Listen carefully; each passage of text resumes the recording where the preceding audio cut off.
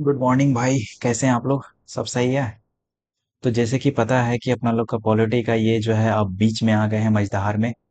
मझधार में डुबाएंगे नहीं, आपको यकीन मानिए, पूरा का पूरा लगवाएंगे ये गोता। और चैप्टर नंबर 12 तक हम कर चुके थे। 12 में कल हमने इमरजेंसी का प्रोविजंस देखा था। आज हम चैप्टर नंबर 13 कर रहे हैं, वाइस प्रेसिडेंट, और 13 से ही हमारा चालू हो जाता है पार्ट नंबर 5, और फिर पार्ट नंबर 6 इसके बाद हम लोग देखेंगे, जो कि काफी कोरिलेटेड है।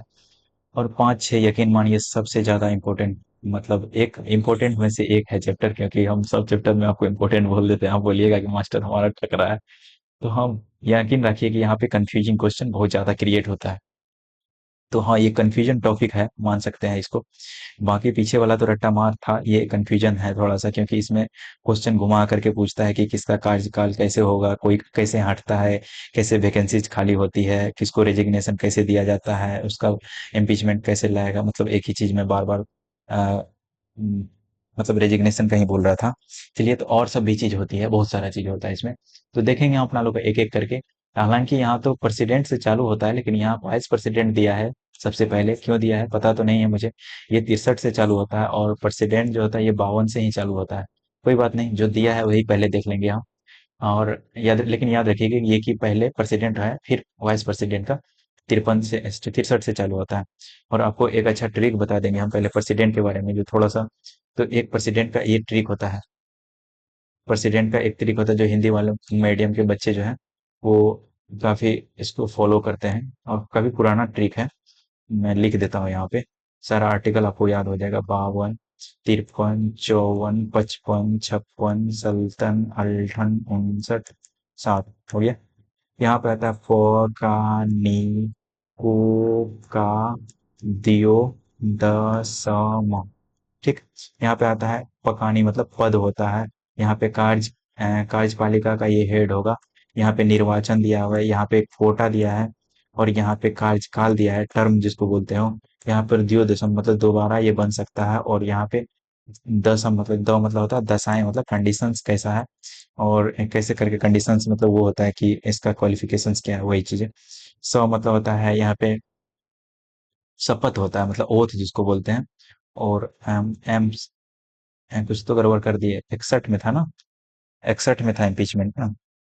तो ये 52 था ना, 52, 53, 54, 55, 56, 57, 58, 59, 60। फोकानी, फोका, दू, यो होता है ना, यो, दो, सो, मो। एक सेकेंड, थोड़ा इसको मैं मिटा ही लेता हूँ।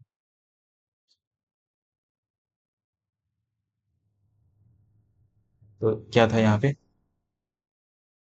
तो 56, फिर यहाँ सल्तन आता है, ये अल्ठन आता है, 59 आता है, ये 60 आता है, ये 61 आता है। पोकानी, पोका, दू, यो, द, सौ। ये क्या बन गया? ये ऐसे कैसे बन गया भाई? कुछ भी बने जा।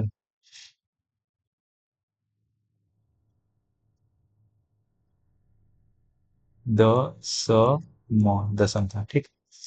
तो कैसे करके याद रखे थे? यहाँ पे पद देखे थे, कार्यपालिका का हेड है, निर्वाचन होता है, को का मतलब कोटा है यहाँ पे।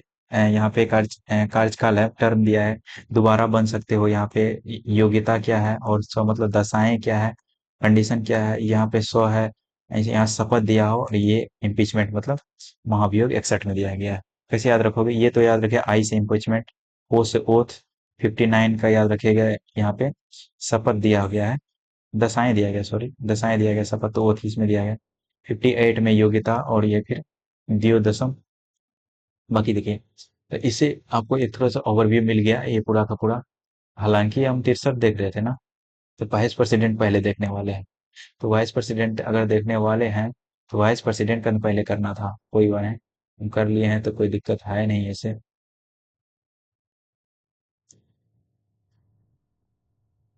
तो 63 से ही देख लेते हैं। देखिए, establishment of the vice president of the second highest office of the, recording तो चालू है, स्टॉप रिकॉर्डिंग मतलब चालू है। 63 में इसका पद दिया गया है हाईएस्ट ऑफिस ऑफ द। इसका जो है ये मॉडल हम लोग अमेरिका से लिए गए हैं। इसका इलेक्शन थोड़ा स्पीड में मैं कराऊंगा, क्योंकि ये सब हमने रिवीजन का क्लास एकदम है। लेकिन अगर शुरू करना चाहते हो तो कर सकता है, कोई दिक्कत है नहीं इसमें। थोड़ा सा एक्टिव रहना पड़ेगा। ये इंडिपेंडेंट इलेक्शन का बात कर रहे हैं, तो इंडिपेंडेंट इलेक्शन इसका होता है, कैसे होता है? तो आपको पता है कि इनडायरेक्ट इंडिपेंडेंट बोल रहा हूँ यार, क्या ही दिमाग थोड़ा सा इधर उधर होता है ना, सब कुछ इधर हो जाता है। तो इनडायरेक्ट इलेक्शन होता है। इनडायरेक्ट कैसे इलेक्शन होता है? क्योंकि इसमें भाग लेता है सारा, ऑल एमपीज भाग लेता है इसमें, ऑल एमपीज इसमें भाग लेता है इसको इलेक्ट करने में, याद रखिएगा। ऑल एमपीज का मतलब होता है इलेक्टेड एंड नॉमिनेटेड, दोनों भाग लेता है। नॉमिनेटेड कितना एमपी जो होता है राज्यसभा में, और लोकसभा में जो एमपी नॉमिनेटेड होता था वो कब हटा दिया गया, ये बताइए आप मुझे। Elected by electoral college of the both the house of the president and nominated, दोनों होता है। यहाँ पे स्टेट का कोई रोल नहीं होता, स्टेट असेंबली का कोई रोल नहीं होता वाइस प्रेसिडेंट को चुनने में। वोटिंग अगर मेथड देखें तो वे प्रोपोर्शनल रिप्रेजेंटेशन होता है, और सिंगल ट्रांसफरेबल वोट और सेक्रेट बैलेट के द्वारा होता है। क्या होता है प्रोपोर्शनल रिप्रेजेंटेशन? आपको पता है प्रोपोर्शनल रिप्रेजेंटेशन क्या होता है? हर राज्य का जो होता है एमपी, एमपी जब हर राज्य के एमपी के वोट का पावर अलग होता है, तो ये रिप्रेजेंटेटिव है, एक तरह से प्रोपोर्शनलिटी होता है।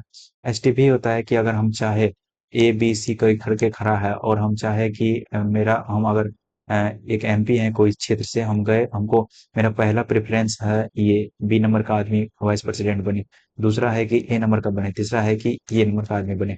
अगर मेजोरिटी नहीं साबित हो पा रहा है, तो ये वोट ट्रांसफर हो जाता है, कि तुम्हारा दूसरा नंबर का जो चॉइस था उस पे साबित हो जाता है कि अच्छा चलो, पहला पहला जो तुम्हारा चॉइस था उस पे नहीं हो रहा है, उसको बहुमत नहीं आ रहा है, तो दूसरा जो है उसमें चले जाता है। इसी के लिए बोलते हैं ट्रांसफरेबल वोट होता है ये, एक तरह से। और डिस्प्यूट रेजुलेशन का बात करें तो 71 आर्टिकल में दिया गया है कि सुप्रीम कोर्ट जो है प्रेसिडेंट और वाइस प्रेसिडेंट का जो भी डिस्प्यूट होगा इलेक्शन रिलेटेड, वो सिर्फ और सिर्फ सुप्रीम कोर्ट हल करेगा, कोई और दूसरा कोर्ट नहीं हल करेगा। ठीक है। और क्या कहते हैं नोटेबल फैक्ट के बारे में, मतलब 4 टाइम जो है vice president have been elected and unopposed, मतलब कि बिना खड़ा हुए, मतलब बिना कोई और कोई अपोज में खड़ा हुए। जैसे कि हमारा जो जी हमारा पहला जो टीचर थे, मतलब कि जिसके हम मनाते हैं 5 सितंबर को, शिक्षक दिवस, आयस राधा कृष्णन, ये 2 बार, जो 2 बार वो बना था, और दोनों बार अनइलेक्टेड था, मतलब कि मतलब अनअपोज्ड था, कोई और खड़ा ही नहीं हुआ था इसके बारे में। मोहम्मद हिदायतुल्लाह को याद होगा, हिदायतुल्लाह के बारे में एक चीज और पढ़ते हैं कि ये पहला चीफ मतलब सुप्रीम कोर्ट का ये जज है जिसने कि ये प्रेसिडेंट भी बना था, मतलब कि हिदायतुल्लाह ही था ना, मोहम्मद हिदायतुल्लाह। ये क्या बना था? सुप्रीम कोर्ट का ये पहले जज था, ये पहले बना था क्या? ये बना था पहला एक्टिंग, एक्टिंग प्रेसिडेंट बना था, याद रखिएगा। जब प्रेसिडेंट का पद खाली हो गया तो ये हिदायतुल्लाह बना था। शंकर दयाल शर्मा याद रखिए, ये 3 ठो नाम याद रखिए। नॉमिनेशन का बात करें तो इसमें 20 प्रपोजर होता है और 20 सेकेंडर होता है। इसको नॉमिनेशन के टाइम पे, और 15,000 रुपया आरबीआई में जमा करना पड़ता है। क्वालिफिकेशन वही चीज है, 3 चीज मस्ट मस्ट होता है कि पहले तो सिटीजन ऑफ इंडिया हो, 35 साल का हो, राज्यसभा का क्वालिफाइड मेंबर हो, not must hold office of profit का कोई ऑफिस होल्ड नहीं करता।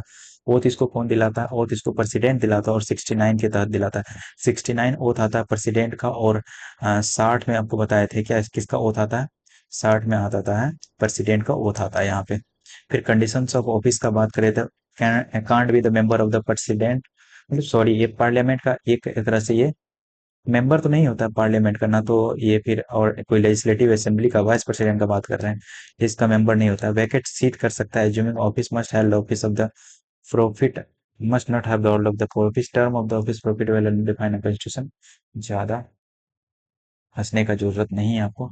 यहाँ का इमोलमेंट्स या अलाउंस या फिर प्रिविलेज जो भी है, ये आर्टिकल नंबर भी बता रहा है ना हमको। आर्टिकल नंबर किसका बात कर रहा है ये? ओथ ऑफ द ऑफिस था ना, ये कंडीशन ऑफ द ऑफिस है। तो ऑफिस तो कंडीशन तो बता रहा होगा ना। इमोलमेंट्स ये फिर, या फिर ये सब बात करें अलाउंस, इमोलमेंट्स या प्रिविलेज जो है, ये फिर ये स्पेसिफाई होता है, does not specify elements for the vice president the role and receive salary as chairman of the Rajya Sabha. तो प्रेसिडेंट के रूप में इसका जो ये स्पेसिफाई नहीं होता है कि not specify elements for the vice president, लेकिन ये सैलरी जो लेता है ये चेयरमैन के रूप में लेता है राज्यसभा का। ऐसे करके इसको याद रखिए। टर्म ऑफ द ऑफिस याद रखिए वाइस प्रेसिडेंट का 67 होता है। ऐसे याद रखिए, आप 7 जन्म तक नहीं रह सकते हैं, बस 5 साल के लिए रह सकते हैं, याद हो जाएगा आपको। 5 साल के लिए बनता है, और रिइलेक्शन में हो सकता है इसका। और ये रेजिग्नेशन किसको दे सकता है? प्रेसिडेंट को दे सकता है। और फिर रिमूवल जो होता है ये इम्पीचमेंट नॉट रिक्वायर्ड, रिमूवल के लिए इसको इम्पीचमेंट का करने का कोई जरूरत नहीं पड़ता है। एक खासकर एक रेजुलेशन राज्यसभा में लाया जाता है, और वो अगर पास हो गया इफेक्टिव मेजोरिटी से, 2/3 मेजोरिटी से अगर वो पास हो गया इफेक्टिव मेजोरिटी से, तो वो सिंपल मेजोरिटी से लोकसभा में पास कर दिया जाएगा। और इन द लोकसभा एंड 14 दिन का नोटिस इसको दिया जाता है on the ground of the specific for the removal. ठीक है। वैकेंसी का बात कर ले अगर, वैकेंसी का अगर बात कर ले, तो कॉजेज वैकेंसी, वैकेंसी कैसे क्रिएट होता है? या तो एक्सपायर टर्म टर्म एक्सपायर कर जाएगा, या रेजिग्नेशन हो जाएगा उसका, या रिमूवल हो जाएगा, या फिर ओथ, या फिर बोल सकते हैं सॉरी डेथ, या फिर डिस्क्वालिफिकेशन या वाइड इलेक्शन हो जाएगा। इस तरह से ये वैकेंसी क्रिएट हो सकता है। Election to fill vacancies must have the, ठीक है ठीक है। देखिए आर्टिकल 68 में ये दिया गया है कि 60 दिन के भीतर आपको ये फिल वैकेंसी फिल करना पड़ेगा, जो भी वैकेंसी है वाइस प्रेसिडेंट बना उसको फिल करना। पावर का बात करें तो पावर क्या होता है वाइस प्रेसिडेंट को, याद रखिएगा 63 में इसका पद दिया गया है, 64 में इसका पावर दिया गया है। 64 मतलब याद रखिएगा चार पैर वाला कुर्सी, कुर्सी कुर्सी याद रखिएगा, कुर्सी मतलब चेयरमैन, चेयरमैन मतलब राज्यसभा, राज्यसभा का चेयरमैन होता है ex officio chairman of the Rajya Sabha, चार कुर्सी, इससे याद हो जाएगा आपको। ये अच्छा ट्रिक है ना। Similar power of the speaker, speaker पे जितना पावर होता है उतना इसको भी पावर होता है। 65 याद रखना आपको। 65 में देर अगर वैकेंसी क्रिएट होता है किसमें, प्रेसिडेंट के, प्रेसिडेंट के मतलब ऑफिस में, for the maximum of 6 month until the new president is elected. कहता अगर वैकेंट रहता है, जैसे कि आपको पता है कि प्रेसिडेंट अगर जाएगा तो उसके जस्ट 6 महीना के भीतर उसको इलेक्ट करना पड़ेगा नया प्रेसिडेंट। उस टर्म तक जो प्रेसिडेंट का फिल करता है वैकेंसी, वो 6 मंथ के लिए वो रहता है वाइस प्रेसिडेंट। और दिया गया है ये पर आर्टिकल नंबर 65 में दिया गया है, 65 में दिया गया है कि 6 मंथ के लिए तुम प्रेसिडेंट रह सकते हो। समझ में आया? When the president is unable to function, अगर प्रेसिडेंट फंक्शन है अनेबल करने, मतलब फंक्शन नहीं कर पा रहा है president, vice president reforms duty performs duty करेगा उसका, and with the deputy chairman taking the Rajya Sabha responsibility. Chairperson with American vice president, comparison कर रहे हैं, चेयरपर्सन बोल रहा हूँ यार, क्या ही बोल रहा हूँ। कंपेरिजन अगर करें अमेरिकन वाइस प्रेसिडेंट के साथ, तो Indian vice president act and the acting president, तो एक्टिंग प्रेसिडेंट के रूप में वो काम कर सकता है इंडियन इंडियन पार्लियामेंट में, मतलब इंडियन सिस्टम में, अनटिल जब तक कि नया प्रेसिडेंट नहीं बन जाता। लेकिन अमेरिका में है कि वाइस प्रेसिडेंट सक्सीड कर सकता है directly and the serve of the unexpired term, मतलब बचा हुआ जो टर्म है, अगर ऐसा कुछ हो जाता है, माना कि डोनाल्ड ट्रंप है, अपना भाई को गोली लगते रहता है लेकिन बच जाता है, तो अगर डोनाल्ड ट्रंप माना नहीं, मतलब आप जो भी कह सकते हो, अगर मर जाता है सीधे बोलेंगे यार, इसमें हमको कोई सॉरी फील नहीं करना है, भाई बहुत खतरनाक आदमी है। अगर वो मर जाता है तो फिर वहां जो जो मतलब जेडी वेंस है, जेडी वेंस जो है वो फिर प्रेसिडेंट बन जाएगा, और फुल पावर के साथ बनेगा, एक्टिंग वेक्टिंग कुछ नहीं बनेगा, फुल पावर के साथ बनेगा, और बचा हुआ टर्म के लिए बनेगा, याद रखिएगा। अब यहाँ पे कुछ, यहाँ पे क्या दिया है, प्रेसिडेंट और गवर्नर के बीच में, यहाँ पे थोड़ा सा कंपैरिजन दिया गया प्रेसिडेंट और गवर्नर के बीच में। याद रखिएगा इंट्रोडक्शन अगर बात करें,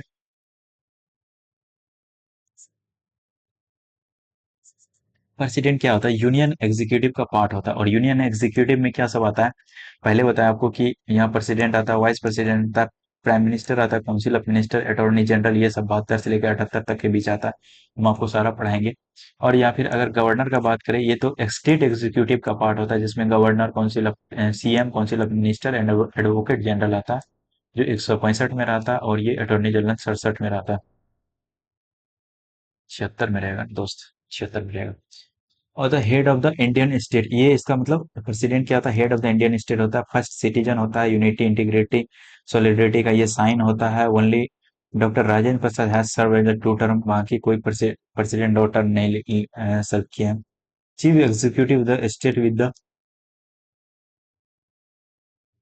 ड्यूल रोल, चीफ एग्जीक्यूटिव जो होता है वो ड्यूल रोल के साथ होता है। इसका दो रोल क्या होता है, एक तो ये होता है कि कॉन्स्टिट्यूशनल हेड होता है, और दूसरा होता है एजेंट के तौर पे काम करता है, agent of the constitutional head and agent of the central government. First women governor का बात करें तो ये सरोजनी नायडू बनी थी, वो भी उत्तर प्रदेश का 1947 से 49 के बीच में। क्वालिफिकेशन का बात करें तो ये सबसे पहले तो सिटीजन ऑफ इंडिया हो, 35 साल पूरा कर लिया हो, लोकसभा का क्वालिफाइड मेंबर हो सकता है, बनने के योग्य हो। और फिर है no office of the profit, कोई ऑफिस होल्ड नहीं कर रहा, यहाँ भी वही चीज है यहाँ पे। लेकिन ये है कि अगर preferably an outsider of the state, ये आपको बताना है किस समिति के कारण, किस समिति का ये सिफारिश था कि आउटसाइडर होना चाहिए। कौन आउटसाइडर कौन होना चाहिए? जो प्रेसिडेंट, सॉरी गवर्नर होता है कोई भी स्टेट में, वो आउटसाइडर बनना चाहिए। कौन समिति का सिफारिश था? और प्रेसिडेंट कंसल्ट कर सकता है काउंसिल ऑफ, मतलब प्रेसिडेंट कंसल्ट सीएम, मतलब चीफ मिनिस्टर से, नॉट ऑलवेज फॉलो। ओथ का बात करें तो chief justice of India oath दिलाता है किसको? प्रेसिडेंट को। अगर वो नहीं रहे तो मोस्ट सीनियर जज दिलाएगा। और यहाँ एडमिनिस्टर का बात करें तो chief justice of high court इसको वो दिलाएगा, या फिर सीनियर मोस्ट जज दिलाएगा। कंडीशन का बात करें ऑफिस का, तो not a member of the either house of, और not office of the profit नहीं होना चाहिए, नो मेंबर ऑफ द। यहाँ पे है कि, अच्छा मैं हिंदी में बोल देता हूँ इसको ना। नॉट ए, आइदर कोई भी मेंबर का जो है ये, कोई भी हाउस का मेंबर नहीं होना चाहिए, कोई भी ऑफिस का मतलब प्रॉफिट के पद पर नहीं होना चाहिए। एमोलमेंट्स और अलाउंस या फिर प्रिविलेज का बात करें तो प्रेसिडेंट का जो है वो पार्लियामेंट डिसाइड करता है। और ये फिर इमरजेंसी, या फिर बोलते हैं can't be diminished during term, मतलब एक टर्म के लिए इसको कम नहीं किया जा सकता है। और ये फिर क्रिमिनल प्रोसीडिंग से इम्यून होता है, मतलब क्रिमिनल प्रोसीडिंग्स के मामले में इसको, इस पे छूट मिलता है कुछ। इसको अरेस्ट नहीं किया जा सकता है, और जेल नहीं भेजा जा सकता। 2 मंथ के प्रायर नोटिस इसको मिलता है इन सिविल केस के मामले में for the personal act. Governor का बोले तो इसको भी जो है डिमिनिश नहीं किया जा सकता, मतलब इसके सैलरी को कम नहीं किया जा सकता इसके टर्म में।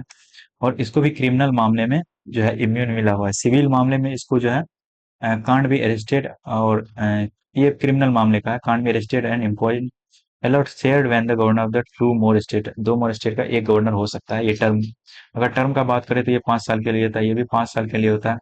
प्रेसिडेंट के प्लीजर पे डिपेंड करता है, ये ज्यादा भी हो सकता है 5 साल से। और रेजिग्नेशन का बात करें तो ये वाइस प्रेसिडेंट को देगा, और re elected within the limit, और होल्ड ऑफिस करेगा until successor takes charge of the word इंटर रहेगा, मतलब बीच का जो अंतराल होता है, जब तक कि ऑफिस टेक नहीं कर लेता दूसरा प्रेसिडेंट, ये नहीं जा सकता है। और रिजिग्नेशन ये किसको देगा? गवर्नर प्रेसिडेंट को देगा, और ट्रांसफर्ड हो सकता है और री अपॉइंट हो सकता है विद द सेम और अनदर स्टेट में। और अनटिल सक्सेसर नहीं आ जाता है, जब तक इसके कोर्ट मतलब ऑफिस में, तब तक ये पद को छोड़ नहीं सकता है।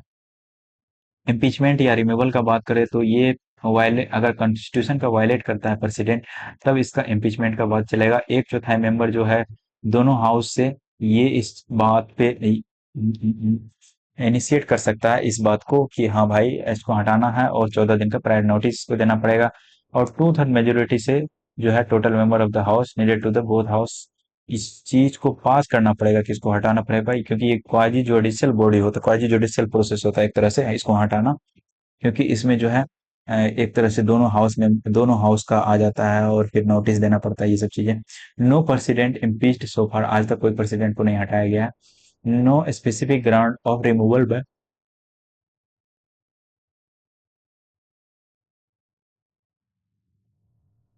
इसको प्रेसिडेंट के द्वारा हटाया जाता है, और कोई ग्राउंड इसमें स्पेसिफिक दिया नहीं गया। नॉट जस्टिसिएबल है उसमें, सूर्य नारायण के सुनिश्चित कानून में रहता है। वैकेंसी का बात करें तो ये, जैसे कि टेन्योर का एक्सपायरी हो सकता है, रिजिग्नेशन, इम्पीचमेंट या डेथ, कुछ भी मामले में हो सकता है, तो वाइस प्रेसिडेंट एक्ट कर सकता है प्रेसिडेंट की तरह। और ये फिर जो है और ये 6 मंथ के लिए, क्योंकि 6 मंथ के भीतर फिर से नया प्रेसिडेंट आ जाता है, 6 मंथ तक के काम कर सकता है। न्यू प्रेसिडेंट जो है वो फुल फ्लेज 5 साल के लिए काम करेगा। और नया, no interim term for vice president if president tenure is extended beyond 5 years due to the delayed elections।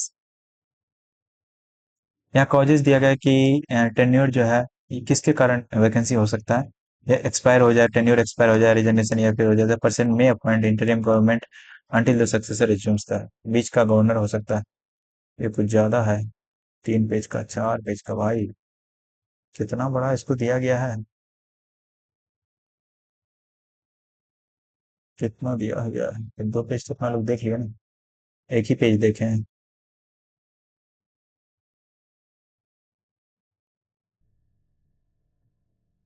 Privileges का बात कर सकते हैं। यहाँ पे प्रेसिडेंट याद रखिए, यहाँ पे गवर्नर याद रखिए। प्रिविलेज में क्या मिलता है? Immunity from rest. अरेस्ट मतलब जैसे कि आपको पता है कि क्रिमिनल मामला तो इस पे चलता नहीं, सिविल मामला में इसको पहले नोटिस दिया जाता है 2 मंथ का, तो वही दिया गया है।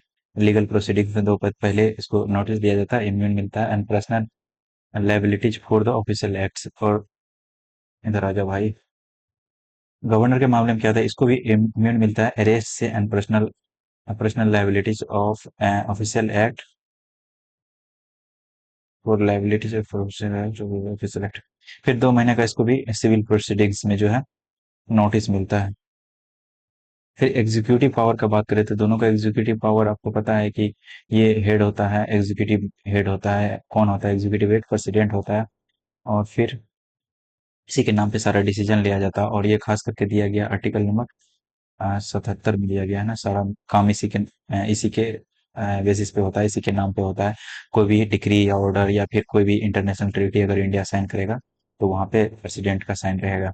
Make rules for the make rules for the authentic orders and the business industry में, ये सब चीज होता है। और ये फिर अपॉइंट करता है, ये किसको अपॉइंट करता है? Appoint commission of the supreme court का कमीशन, या फिर sorry, schedule caste, schedule tribe, OBC के अपॉइंट करता है इंटर स्टेट काउंसिल को। और फिर करता है यूटी एडमिनिस्ट्रेटर, पीएम को अपॉइंट करता है, और एजी, सीएजी, या फिर election commission of chief election commission, other commissioner, governor, chairperson of the UT administrator, सबको यही अपॉइंट करता है। Schedule area declare, schedule area भी यही डिक्लेयर करता है। ये क्या करता है? ये एग्जीक्यूटिव हेड का मतलब स्टेट एग्जीक्यूटिव का ये हेड होता है, इसी के नाम पे सारा चीज होता है। और फिर ये कहता है, अपॉइंट करता है की स्टेट्स ऑफिशियल, जैसे कि such as the members of the state finance commission. और स्टेट फाइनेंस कमीशन के मेंबर्स को यही अपॉइंट करता है। और अपॉइंट मतलब administers union territories and formulate करता है, मतलब ऑर्डिनेंस लाता है। ऑर्डिनेंस कितने के तहत लाता है? 123 के तहत। 123 के तहत ये लाता है। तो ये कितना के लाता है? 213 के तहत ये ऑर्डिनेंस लाता है। और ये फिर एक्टिविस्टिक है। लीगल पावर देख लेते हैं, दोनों के बीच में क्या लीगल चलता है। तो integral part of the parliament का ये इंटीग्रल पार्ट है, और ये integral part of state legislator है। समन, प्रोरोग और डिजॉल्व लोकसभा को कर सकता है कौन? यही कर सकता है कौन? प्रेसिडेंट कर सकता है। लेकिन याद रखिएगा, एडजर्न जो है, एडजर्न कौन करता है? एडजर्न जो है, एडजर्न करता है, ये स्पीकर करता है एडजर्न। यहाँ भी समन, प्रोरोग और डिजॉल्व कर सकता है गवर्नर, और समन कर सकता है joint sitting both the house. यहाँ पे कोई समन का बात आएगा ही नहीं। और यहाँ पर एड्रेस एंड द स्टेट, मतलब एड्रेस कर सकता है स्टेट लेजिस्लेचर को after general election and the beginning of the year. Her election के पहला सेशन को, और हर साल के पहला सेशन को, हर इलेक्शन के बाद और हर एक साल के पहले सेशन को ये जो है एड्रेस करता है। और sends message to the parliament on the bill of the issue, और prior permission of the central bills. इसको प्रायर परमिशन होता है सेंट्रल बिल में, जो प्रायर परमिशन लेना पड़ता है। और नॉमिनेट कर सकता है 12 मेंबर्स को राज्यसभा में, use the nominate member and दो एंग्लो इंडियन, जो कि हटा दिया गया 2020 में। और आर्टिकल मतलब 104 अमेंडमेंट एक्ट से हटा दिया गया। ये प्रोमुलेट कर सकता है, ऑर्डिनेंस अप्रूव करता है 6 मंथ में। स्टेट बाउंड्री एंड मुझे लग रहा है कि अब ना एमसीक्यू में कराऊंगा। अब ये खत्म करके ना जल्दी से एमसीक्यू वाला कोई लाऊंगा, तब शायद ना आप लोगों को कुछ और ज्यादा क्लियरिटी मिलेगी। Lays report of the financial commission, जैसे रिपोर्ट इसके पास आता है, किसका? फाइनेंस कमीशन का, कैग का, और यूपीएससी का इसका आता है। अल्टर कर सकता है स्टेट बाउंड्री और ये सब का, स्टेट बाउंड्री और क्रिएट न्यू स्टेट, ये सब का मामला इसके पास आता है। एमपी डिस्क्वालिफिकेशन का डिसीजन इसी के होते हैं। यहाँ पर क्या है? डिसीजन और डिस्क्वालिफिकेशन ऑफ एमएलए, ले इसके पास कौन सा आता है? स्टेट फाइनेंस कमीशन, एसपीसीएस और कैग का जो रिपोर्ट है इसके पास आता है, स्टेट का अगर वो मामला हो। रूल ऑर्डिनेंस को ये प्रोमुलेट करता है विद इन, अप्रूव करता है विद इन 6 वीक। और फिर नॉमिनेट करता है 1/6 मेंबर ऑफ लेजिस्लेटिव असेंबली को। और ये 14 मेंबर को करता है, यहाँ दिया गया होगा कहीं। राज्यसभा में ये 12 मेंबर, माफ कीजिएगा, 12 मेंबर को, 14 बार बार याद आ जाता है दिमाग में। 1/6 of the state legislative council member and use the one Anglo Indian, जो कि अब तो नहीं है, हटा दिया गया। ये तो है ही, इतना नहीं गूंजना चाहिए बस।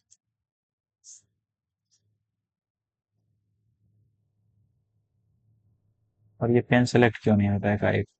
यार मुझे पेन टैब सेट करने का कोई अगर जानते हो, अब देखो। पेन टैब फिर सिलेक्ट करने का मैं सोच रहा हूँ कि ये दो टैब होता है, नीचे वाला में क्या आ जाए। ये देखो, नीचे वाला में क्या आ गया, पता नहीं क्या सब आ रहा है। मैं सोच रहा हूँ एक ठो में डिलीटेड वाला आ जाए, एक ठो में ऊपर नीचे करने वाला दबा के स्क्रॉल वाला, हो ही नहीं रहा है मुझसे।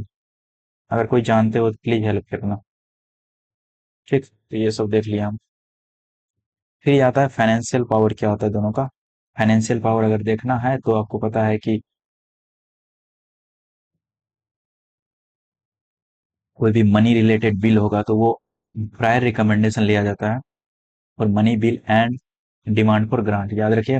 मनी बिल को आपको पूछ देगा कि यहाँ फंसा करके कि प्रायर रिकमेंडेशन तो लिया जाता है, लेकिन अगर मनी बिल पास हो जाए, सब कुछ हो जाए, तो फिर अपने एक्ट बन जाता है, नहीं। उसके बाद में भी साइन लिया जाता है प्रेसिडेंट का, तब वो एक्ट बनता है, लेकिन प्रायर रिकमेंडेशन यहाँ लिया जाता है। ले करता है ये बजट को रखता है कहाँ पे, वित्त मंत्री की सहायता से रखता है लोकसभा में। और ये कंस्टिट्यूट करता है फाइनेंस कमीशन एवरी 5 साल पे। और ये एडवांस करता है, advance form contingency fund of the India, ये क्या आता है। इसमें भी मनी बिल को प्रायर रिकमेंडेशन लेना था। और ये फिर स्टेट बजट को ये भी रखता है 5 साल के लिए। ये कमीशन स्टेट कमीशन को डिप्लॉय करता है। और ये फिर एडवांस करता है contingency fund of India, make advance form the contingency fund of India. Judicial power क्या होता है, ये अपॉइंट करता है। जुडिशियल मतलब सीजीआई को, एससी एससी को, जज को, ये किसको करता है, consulted by the president for high court के जज के अपॉइंटमेंट के बारे में। जिस राज्य का ये भी गवर्नर है, और उस राज्य में अगर कोई हाई कोर्ट का जज को अपॉइंट कर रहा है तो इससे एक बार पूछेगा गवर्नर से, कौन, president. Seek SC advisory option, option advisory option क्या, एक 1 2 3 में है। 1 2 3, आर्टिकल 1 2 3 में एडवाइजरी ऑप्शन है। एंड अपॉइंट करता है ये डिस्ट्रिक्ट जज को in the consultation with high court के कंसल्ट के बाद ये डिस्ट्रिक्ट जज को अपॉइंट कर सकता है। और ये फिर क्या है, ग्रांट करता है। याद रखिए, पार्डन होता है। फिर आता है रिप्रीव होता है, ये आर्टिकल 72 में है, याद रखिएगा, pardoning power of the president. फिर आता है रिप्रीव होता है, REPRIEV। फिर आता है रिस्पाइट होता है, आपको याद कराएं, कभी कभी पूछ देता है कि किस में क्या होता है। रिमिशन होता है।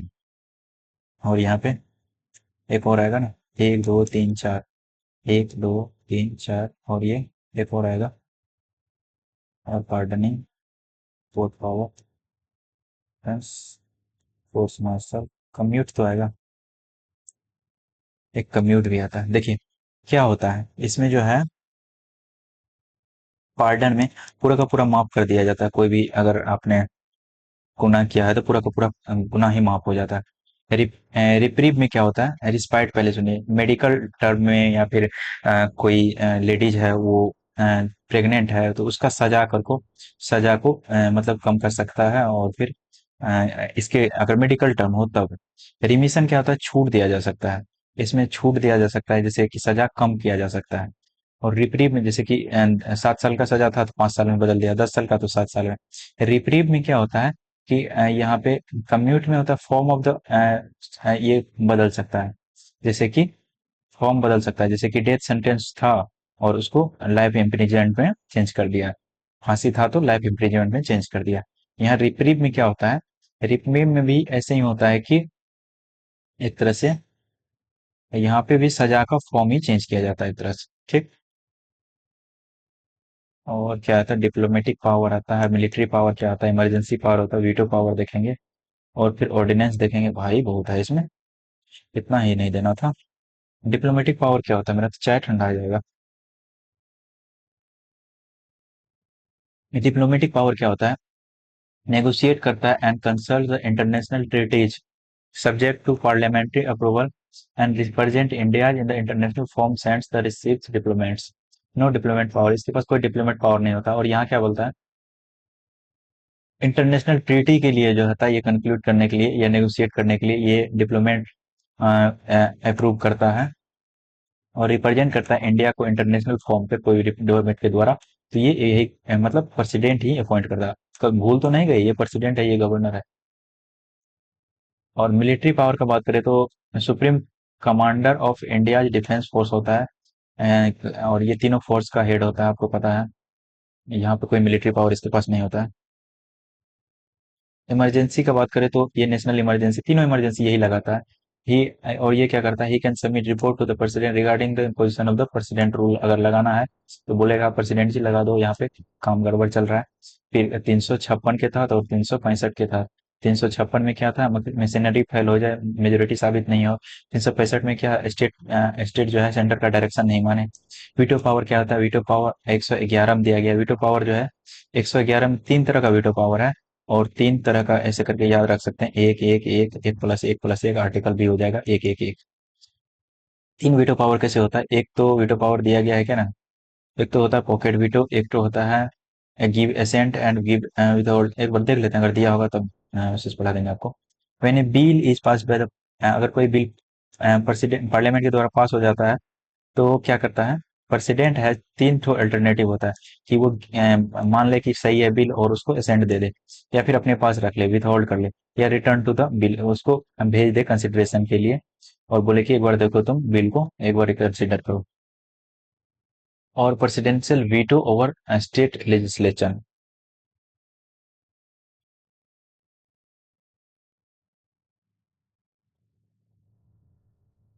आप बताओगे कि रिटर्न टू द बिल तो ठीक है भाई, विथ होल्ड करके कोई रख ले, जैसे कि विथ होल्ड करके उसको पॉकेट वीटो बोलते हैं, मतलब कि ऐसा वीटो रख लिया और उसको जवाब ही नहीं दे रहा है।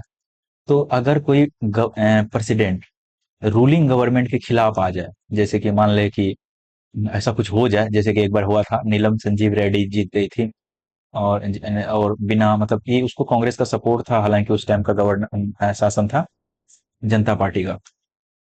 तो ऐसा हो जाएगा ना कि कुछ भी अगर पार्लियामेंट पास कर रहा है, पार्लियामेंट में मेजोरिटी तो किसका है, रूलिंग पार्टी का। तो रूलिंग पार्टी कुछ भी अगर पास कर रहा है और वो अगर साइन नहीं करे, तो फिर पार्लियामेंट का जो है ना फंक्शन जो है वो मतलब एक तरह से कॉम्प्रोमाइज हो जाएगा, क्योंकि वो फंक्शन कर ही नहीं पाएगा। तो इसीलिए जरूरी होता है कि जो भी रूलिंग पार्टी है, जरूरी नहीं है ऐसा, लेकिन ऐसा हमेशा ऐसा ही हुआ है कि रूलिंग पार्टी का जो भी, जैसे कि अभी द्रौपदी मुर्मू है, तो आपको पता है कि भाजपा का ज्यादा समर्थन होगा उसको, तभी वो बनी होगी, तो उसी के अनुसार वो बिल को एसेंट देगी, विड्रॉ करेगी, ये सब काम करेगी। Presidential veto over state legislation. दो तो आर्टिकल आपको बताएंगे, दोनों याद रखिए। Article 200, article 201। यहाँ पे क्या कहता है, रिजर्व रख सकता है गवर्नर बिल को, किसके लिए, प्रेसिडेंट के एसेंट के लिए। यहाँ पर है कि स्टेट लेजिस्लेशन, सेम दोनों चीज यही दिया गया, थोड़ा सा इसमें चेंज है कि when A state bill is reserve for the president consideration, 201 और 200 में दिया गया है।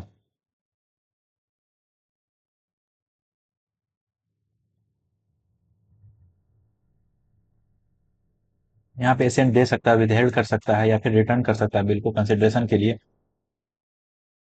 President not found to give assent, ये गवर्नर के लिए दिया गया था। और no veto for constitutional amendments, constitutional amendment के लिए कोई वीटो नहीं होगा। ये 24वां अमेंडमेंट 1971 में कहा गया था, हालांकि बाद में इसको, अभी भी शायद है, इसके लिए वीटो नहीं होता है। President must give assent to the, ये constitutional amendment, no time limit for the president to take the decision regarding the bill present for assent. No time limitation, कोई टाइम लिमिटेशन नहीं, कितना दिन में वो एसेंट देगा या नहीं देगा, उसका टाइम लिमिटेशन नहीं है। और governor has the four alternative of the ordinary bull, क्या है, या तो एसेंट देगा, या रख लेगा, या रिटर्न कर देगा, या फिर रिजर्व रखेगा। रिजर्व 200 में रखता है, बाकी तो ये चीज है। मनी बिल के केस में क्या होता है, governor can only give or withheld assent और reserve the bill of the, और can't return the bill for reconsideration. Money bill को रिकंसिडर के लिए ये फिर से नहीं भेज सकता है। इस केस में यहाँ भी यही होता है कि मनी बिल को रिकंसिडर के लिए नहीं भेज सकते, क्योंकि पहले ही उसमें जो है प्रायर रिकमेंडेशन लिया रहता है प्रेसिडेंट का। आर्टिकल 123 देखेंगे, 213 देखेंगे, यहाँ पे गवर्नर का ऑर्डिनेंस है, यहाँ पे प्रेसिडेंट का ऑर्डिनेंस है, आपको पता है।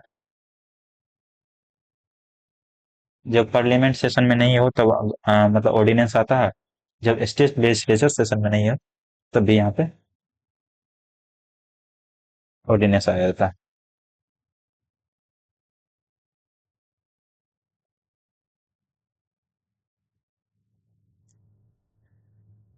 They must be laid before the, before both the houses when the parliament resembles होता है।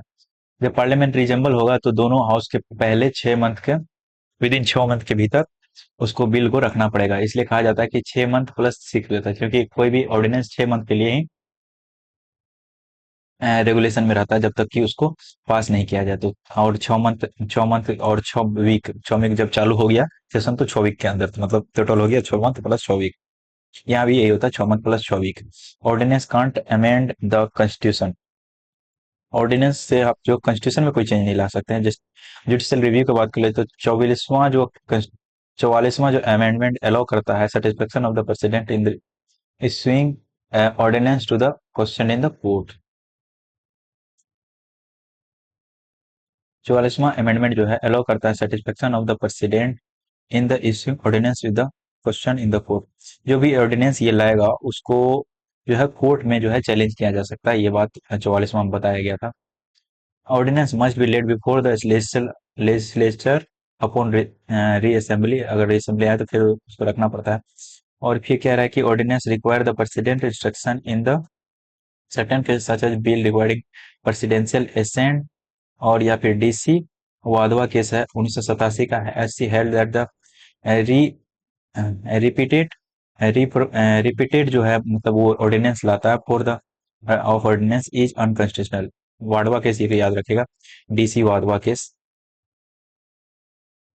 इसमें ये बोला था कि गवर्नर जी, आप जो बार बार ये ऑर्डिनेंस ला करके जो है पार्लियामेंट का फंक्शन को मतलब कि स्टेट लेजिस्लेचर का फंक्शन को वायलेट कर रहे हैं, और उसका मतलब कि सही से उसको फंक्शन नहीं करने दे रहे, क्योंकि बार बार ऑर्डिनेंस ला करके कुछ भी कर लिया जा रहा था।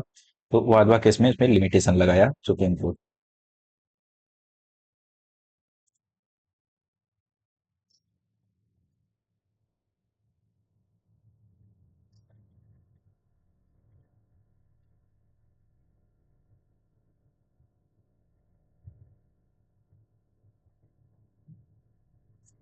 पार्डनिंग पावर का बात करें तो यहाँ पे 72 में दिया है, और यहाँ पे 161 में दिया गया है। क्या सब दिया गया यहाँ पे देखिए। इंक्लूड इसमें तो कम्यूट होता है, कम्यूट होता है, रिमिशन होता है, रिस्पाइट होता है, रिप्रीव होता है, pardon of the death sentence. ये चार पांच होता है, 1 2 3 4 5 याद रखिएगा। और यहाँ पे क्या होता है, 1 2 3 4 no pardon for death sentence. तो ये नहीं होता है, तो मतलब 4 ही होता है यहाँ।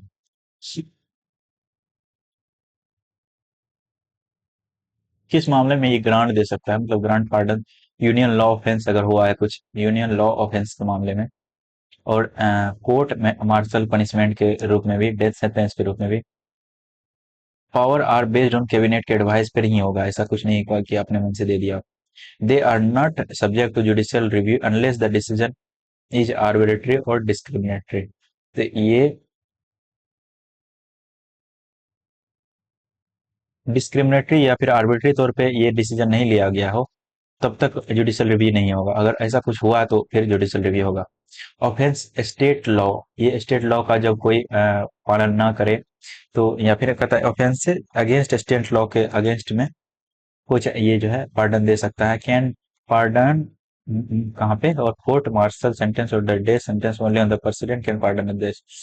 तो कोर्ट मार्शल और डेथ सेंटेंस के में ये नहीं दे सकता पार्डन। डिस्क्रिशनरी पावर का बात करें तो नो कॉन्स्टिट्यूशनल डिस्क्रिशनरी यहाँ पे नहीं है।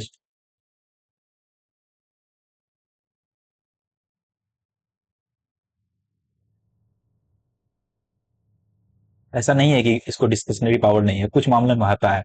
जैसे कि सिचुएशनल डिस्क्रिशनरी इसको बोलते हैं, अगर ऐसा सिचुएशन बना तो। ऐसा नहीं है कि इसको लेकिन रहता है, याद रखिएगा। गवर्नर को डिस्क्रिशनरी पावर रहता है, लेकिन इसको सिचुएशनल डिस्क्रिशनरी बोलते हैं। मतलब ऐसा सिचुएशन बना तो, ऐसा नहीं है कि बनेगा ही। जैसे पीएम को अपॉइंट करना है, व्हेन नो क्लियर मेजोरिटी, कोई क्लियर मेजोरिटी नहीं है तब पीएम को अपॉइंट करना है, तो वो फिर मेजोरिटी पार्टी को ढूंढेगा और फिर अपॉइंटमेंट करेगा पीएम का, जो सबसे अच्छा जगह होगा। डिसमिसल ऑफ सीएम को, डिसमिस काउंसिल ऑफ मिनिस्टर को डिसमिस करना, अगर they lose the Lok Sabha confidence vote खत्म हो गया तो फिर सलाह थोड़े न लेने जाएगा कि भाई तुम सलाह दो हमको, तुमको खत्म करे कि नहीं, तो बोलेगा नहीं करो। क्या करेगा फिर? Dissolution of Lok Sabha, when council of minister loses majority, same बात है। यहाँ पे कॉन्स्टिट्यूशनल डिस्क्रिशनरी क्या होता है? यहाँ पे कॉन्स्टिट्यूशनल डिस्क्रिशनरी दिया, जैसे कि reserve of bills for the president.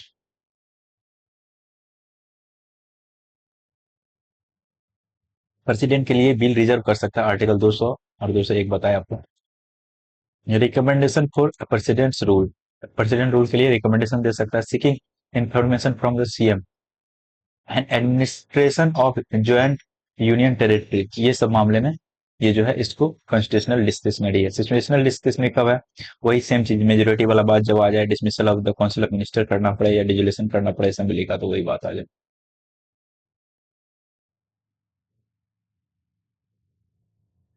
यहाँ पे देखिए, प्रेसिडेंट, यहाँ भी फिर से बात है गया, प्रेसिडेंट और यहाँ पे गवर्नर, प्रेसिडेंट और गवर्नर का दिया गया। इनडायरेक्टली ये इलेक्टेड होता है बाय द इलेक्टोरल कॉलेज के द्वारा, ये इनडायरेक्टली इलेक्टेड होता है। नो इलेक्टेड, इसको सिर्फ अपॉइंट किया जाता है प्रेसिडेंट के द्वारा, और government of India India act 1935 के द्वारा इस पद को लिया गया है, याद रखिएगा। Reason for the indirect election जो होता है, नॉमिनल एग्जीक्यूटिव रोल होता है। एग्जीक्यूटिव रोल में इतना इसका रोल नहीं होता है, इसलिए इसको जो है इनडायरेक्ट इलेक्शन से लिया जाता है। Real power lies PM and the direct, मतलब और सब में रियल पावर होता है। मेथड जो बोले, प्रोफेशनल रिप्रेजेंटेशन होता है, सिंगल ट्रांसफरेबल वोट होता है, सेक्रेट वैलेट के पेपर मामले होता है। 50 प्रपोजल पर 50 सेकेंडरी होता है। सेकेंडरी डिस्पोजल बोले तो 15,000 इसको भी जमा करना पड़ता है, कहाँ पे? आरबीआई के पास, मतलब 1/6 of the vote of the secure.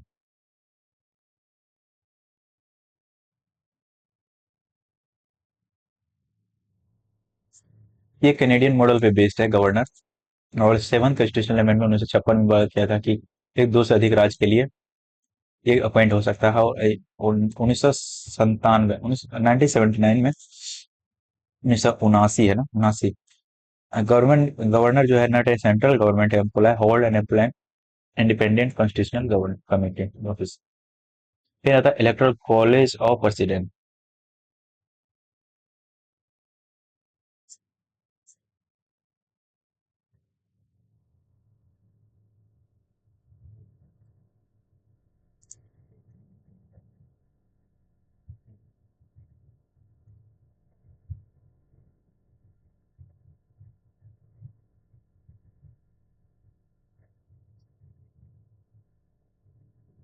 चलिए, चाय भी खत्म हो गया। कौन सा पार्टिसिपेट करता है, कौन सा पार्टिसिपेट नहीं करता, किसमें? इलेक्टोरल कॉलेज में प्रेसिडेंट का। आपको तभी बताया कि ऑल ऑल ऑल कॉलेज में बात करना, जब वोट देने का बात आ रहा है, तो यहाँ पे ऑल इलेक्टेड एमपी, अरे यार इतना भी गंदा रेटिंग मेरा नहीं है।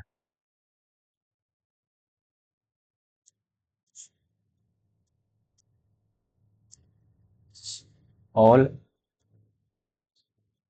इलेक्टेड एमपी एंड एमएलए, ये होता है, याद रखिएगा। The elected elected members of the Lok Sabha Rajya Sabha, वही हो गया elected MP. Elected members of the state assembly legislative assembly, वही हो गया एमएलए, सब elected. Elected member of Delhi Puducherry, क्योंकि यहाँ पे असेंबली है, तो वही हो गया एमएलए। सीधी सी बात है, एक लाइन में खत्म। नॉन पार्टिसिपेंट, इसके अलावा कुछ होता ही नहीं। जैसे नॉमिनेटेड मेंबर, क्या हम लिखे हैं? नहीं लिखे, तो हटाओ। स्टेट लेजिस्लेटिव काउंसिल, क्या हम लिखे हैं कि एमएलसी होगा? ये इसको याद रखिएगा, इसको एमएलए नहीं बोलते, एमएलसी बोलते हैं। एमएलसी बोलते हैं, जहाँ पे राज्य परिषद होता है ना, यहाँ पे स्टेट लेजिस्लेटिव काउंसिल, वहाँ एमएलसी बोलते हैं, एमएलए नहीं बोलते हैं। Nominated member of the Delhi Puducherry and, यहाँ पे दिल्ली को नॉमिनेटेड मेंबर तो होता ही नहीं है यार, यहाँ पे कैसे होगा? अब देखिए, याद रखिए क्या करना है आपको। Value of the vote of the, एक एमएलए का वोट क्या होता है, एक एमपी का वोट कितना होता है? अगर आपको वोट करना है एक एमएलए वोट, एमएलए की बात रखिए, तो ये जनता से जुड़ा हुआ आदमी है, तो यहाँ जनता की बात आएगी, मतलब total population of the state, number of elected. जैसे कि मेरा, जैसे कि बिहार में ले लेते हैं, टोटल पॉपुलेशन यहाँ पे लगभग 10,48,00,000 6,000 10 10,48,00,000 है ना, 10 करोड़ है। 10 करोड़ था, और 243 सीट है यहाँ पे एमएलए का। एसएलए का, एमएलए होता है भाई, एसएलए क्या होगा? और यहाँ पे गुना कर देंगे 1/1000 से, इस बहुत बड़ा संख्या आ जाता है, तो इसको गुना करने के लिए याद। तो एक एमएलए का वोट का पावर रहता है, वोट पावर है इसका, एक एमएलए का, एक एमएलए बिहार का जब वोट करेगा, तो प्रेसिडेंट को इतना पावर का वोट मिलेगा, सीधे समझिए। तो वोट है। एमपी का क्या होता है भाई? एमपी आपको पता है, यहाँ पे बिहार में कितना है टोटल एमपी? 32 ठो। और यहाँ पे number of elected MP of the parliament and total माफ कीजिएगा, यहाँ पे total number of elected member of parliament, elected member of, nominated तो नहीं है ना, आता है नॉमिनेटेड नहीं आएगा कि आप क्या लिख रहे हैं, वही आएगा। तो टोटल कितना है सीट? 32 ही है ना, 32 MP है ना हमारा, 40 है, 40 तो वहां पे है।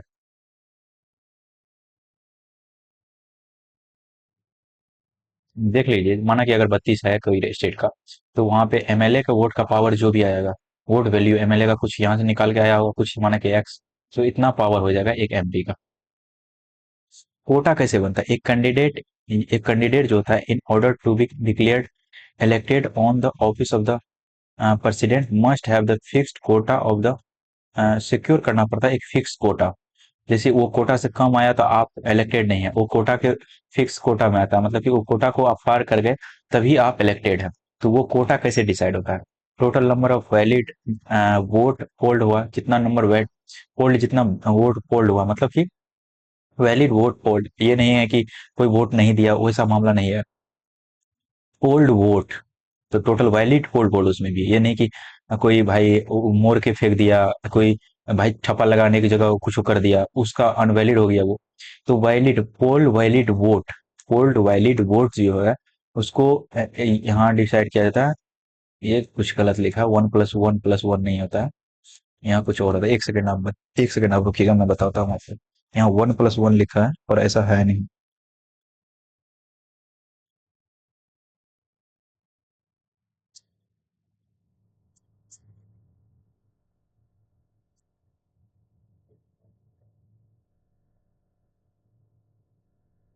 हाँ, यहाँ पे याद रखिएगा, नंबर ऑफ कैंडिडेट है, कितने कैंडिडेट खड़ा हुआ है, नंबर ऑफ कैंडिडेट है एक की जगह, +1+1 दो जगह, नंबर ऑफ कैंडिडेट +1+1, ऐसे करके कोटा होता है, ये कोटा को पार करना होता है, ठीक, तभी आप बन पाइएगा president. Dispute in president election का डिस्प्यूट, आपको पता है कि 71 का 2 में लिखा गया है कि if the election is declared valid by the wide, मतलब कुछ गड़बड़ हुआ है, wide by the supreme court, acts done by him before the date of the such declaration are not invalidate and continue to remain in force। इसका क्या मतलब हुआ? इसका मतलब ये हुआ, इलेक्शन इज डिक्लेयर्ड वाइड, मतलब मान लीजिए सुप्रीम कोर्ट ने बोल दिया कि ये इलेक्शन गड़बड़ है, इसको हम वाइड डिक्लेयर करते हैं, ये इलेक्शन हुआ ही नहीं। तो जो है ये acts done by him before the date of the such declaration, तो ये एक्ट जो है done by before such declaration are not invalidate and remain force. Article 71 का 4 में दिया गया, if the assembly is dissolve, member member cease to be qualified to the vote, अगर assembly जो है डिसॉल्व हो जाता है तो member cease to be qualified to vote,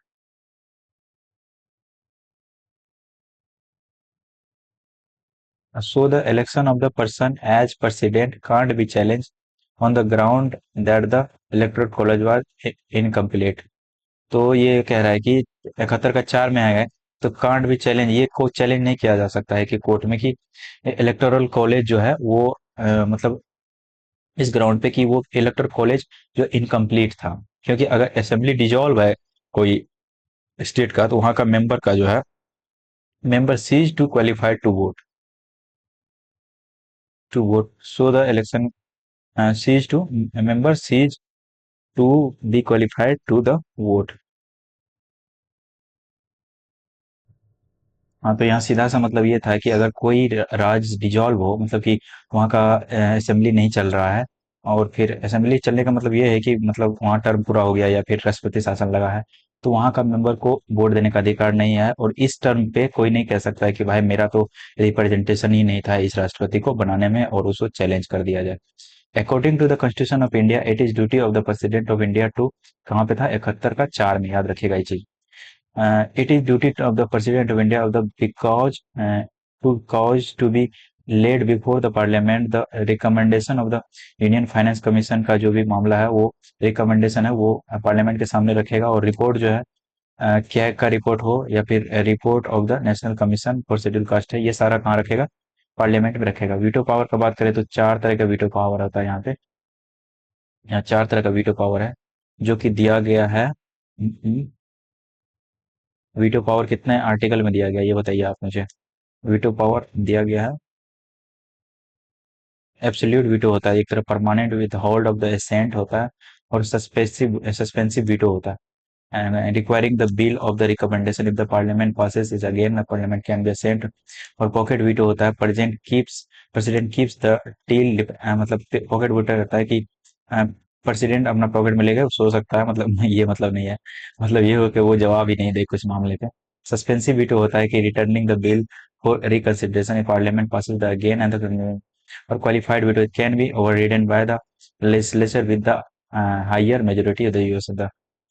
qualified veto होता है। और द पार्डनिंग पावर होता है, पार्डन होता है completely absolve the president person of the. फिर कम्युनिकेशन होता है, फिर होता है रिमिशन होता है, फिर ये जो आपको बताए थे, रिप्रीव टेम्पोररी स्टे लगा सकता है यहाँ पे, ये था।